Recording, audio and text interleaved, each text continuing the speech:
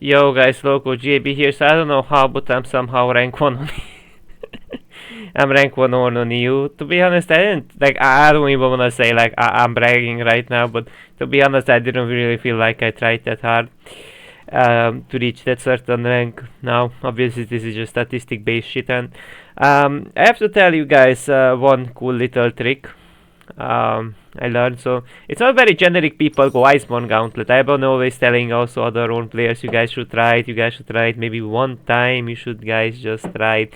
And so usually I take it into Camille Gangplank. Camille Gangplank, which is the third one. Fiora, it's good into. It gives you like extra like slow, which means it helps to space away from their true damaging kit, you know, like Campbell's third Q, Fiora's passive, just to work around a little bit Gangplank's thing. Plus it allows you to like pressure these champions that gonna scale quite well early on.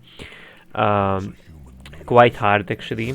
So I would generally recommend y'all to way more often build this fucking item. But aside of that, now what other use does she have? So I learned one trick I didn't actually know. So actually clicking, like building, it doesn't matter how you click. So for example, if I click here, I get a sheen proc. Right? It doesn't matter if you click here, it's also a bit more practical. You get a very quick sheen proc. Right? Now, someone would say like, what kind of practical use does that even have? I mean, if I use an ability, I have sheen anyways, and sometimes it may not be even practical to like build really quickly, cancel it, then you know, then just like, right? So it may not be 100% worth. That's what some people would say. So there are occasions where it's fine to do that. For example, when you're last hitting cannon, but you don't want to use an ability, you can do that. From other case scenarios, when you're low on mana, let's say like you don't have much mana, so you got to spare it. In those type of situations, you're kind of like you want to build cancel just to get that extra sheen proc, just that extra combat power, right? Now, from the other hand, there are some other situations as well. Let's just shove this wave really quick. There are actually way more practical situations where you actually want to use it. Because like for example your Q slows, right? But you actually have to give up your Q to get sheen as an example. And so if you have like a prime sheen before you do that, then you get to basic Q.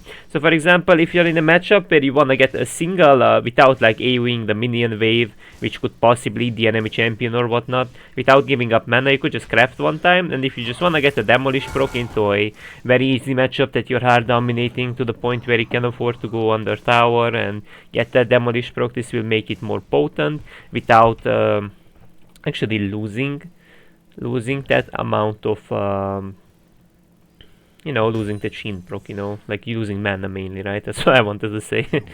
Now the other uses are just, you know, basically like pushing wise. So pushing wise this helps you, but this is something I cannot 100% like tell you guys if this does actually like help you or not, because I think it's supposed to help you guys, but I don't exactly know this. This has to be meted out by someone.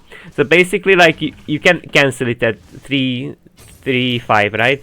So if you build something, you can cancel it at 3-5 or something, right? 3-6 sometimes, right? So, and your auto attack has a wind up.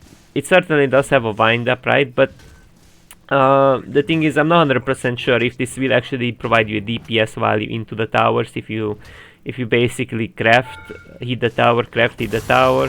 I mean, if someone can mat it out, it would be great. But I think it does have its own uses. And it's especially important once you have Iceborne. So once you have Iceborne, this becomes a bit more important, because I don't give up an ability. Like all of these abilities can be important in one synergy.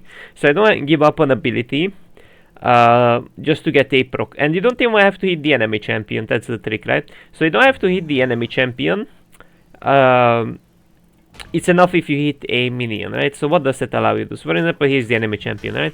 I slow him, then I connect an easier QW, then I get the rest of the combo down. And then once my Iceborne is again up, I can look to connect an E, so I get the bonus damage off. So the way you use this trick can be very tricky, very good.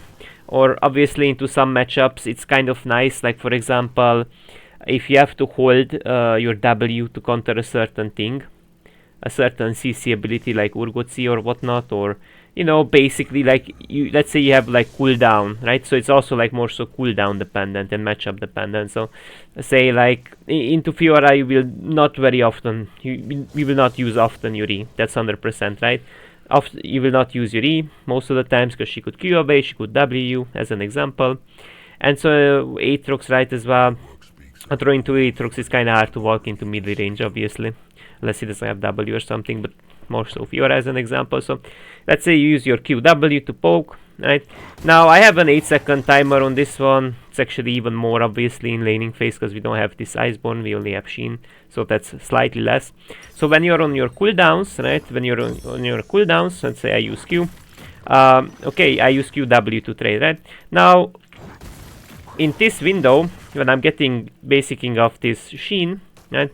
I could walk back if I finished my short trade. If I'm just short trading, I walk back, I build an item. I don't have to finish it, I just have to start it, and then I get a Sheen proc, right? So let me show you guys in a very practical way. You may or may not want to basic that off. Let's say we basic it off. We craft an item really quick. I guess I messed it up a bit. Maybe the minions keep... I think I just fucked up something, so let me just see if I walk back. Yeah, Q is still on cooldown. I craft something and I still have it, right? Or if there is emphasis on W as well, depends on the matchup. But this will just give you like a slight edge. Usually you wanna also like kinda like walk in a bush. So like you're not targetable by range basic attacks, or it can be even a melee basic attack, you know, because there are some basic attacks like Volibear's Q has 200 auto range, Irelia's, you know, basic attacks can have also like 200, so even like some melee basic attackers have some auto range, right, or some abilities that would perhaps hit you, but if you sit in a bush you can also sort of conceal the fact that you are actually getting this Sheen, which will just make it a bit more unexpected. So into that small like gap, you know, you just kind of like want to build, right, and then get off an extra proc. Then Ola, Q came up, then I gonna Q. So you kind of like wanna, if you can layer it, you wanna Q. If you can layer it after your Sheen comes back. So this is quite a cool trick. I want to share it with you guys that I generally don't see on the internet, so I kind of wanted to make a unique video. Also another cool trick, by the way, which I didn't mention yet. It's maybe some people know it, some people don't, but I just as the last thing, obviously. So basically when you are, you can get actually 2 Sheen procs off of one ability. Which is basically, let's say at level 7 it's 86, so instead of dealing 86 only once, it's actually gonna be double of it, which is 172, which just simply allows you to I mean basically just get that extra like Sheen proc off if you can layer it, so you're more likely that you're gonna find lethal damage. That's it for now, fellas. Guys, have a nice day.